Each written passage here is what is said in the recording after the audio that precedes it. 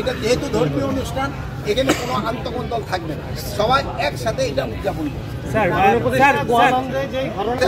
ভাই যেটা বললো যে কোনো বিভ্রান্তিকর তথ্য আপনারা একটা গোষ্ঠী তো পায়তারা করছে। শুভেচ্ছা, আপনাদের কাছে বিনীত অনুরোধ।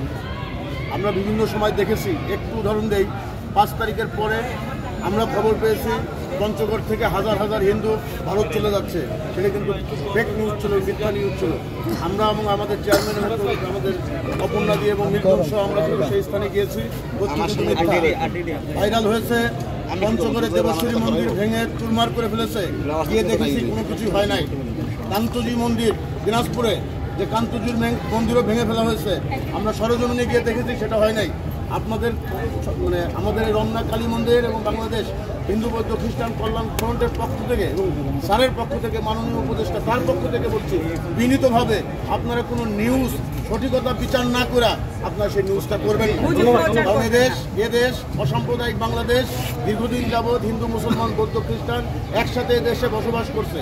দীর্ঘ 15 বছর পর আবার নতুনভাবে বাংলাদেশ, আগামীর বাংলাদেশ, সুন্দর বাংলাদেশের পথে আমরা কিন্তু চলছি।